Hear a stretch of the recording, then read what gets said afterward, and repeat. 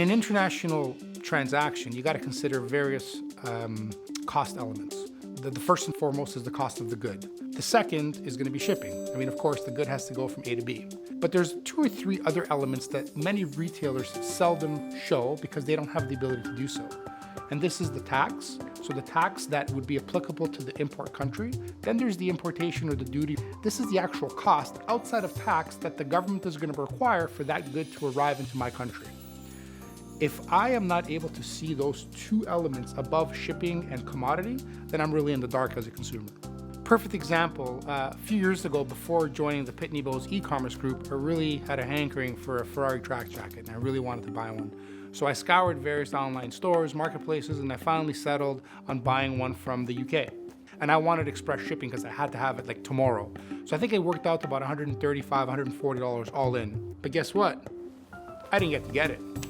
I was told that I had to pay an additional $45 or $50 in duties, taxes, and brokerage. Because apparently, the merchant that sold it to me didn't have the ability to tell me that I had to pay duties and taxes. The only reason I took it and I paid the money is because I wanted the jacket. But had I not taken it, what would have happened? I would have received a refund from the merchant. The merchant then would have had to ship the product back to the UK. So they would have spent money getting it to me. They would have spent money bringing it back, and they would have lost the customer. Quite frankly, they did lose a customer. I bought once from them. I will never buy again. There's many things that retailers can and should do, but of utmost imperative is cost transparency.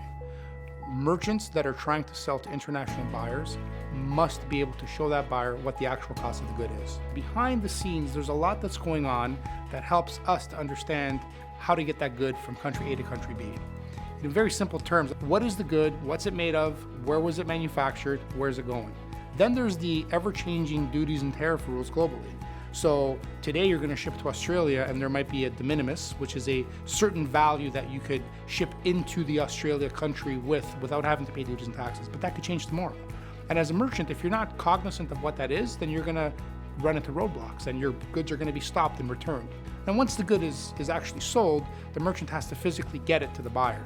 And here, we have facilities that take those goods, process them, I like to say internationalize them, and move them out. Pitney Bowes clears customs for the merchants. Pitney Bowes pays forward the various agencies that are in receipt of funds. Pitney Bowes ensures that that merchant is never going to pay another cent and that buyer is never going to pay another cent. What Pitney Bowes quotes is what the final price is, no questions asked. If you live in Toronto, you should be able to shop from Paris. If you live in New York, you should be able to shop from Zimbabwe if you want to, period. No borders, no backyards, no limitations, no restrictions. We make it really simple for merchants to be able to transact in this global world of trade.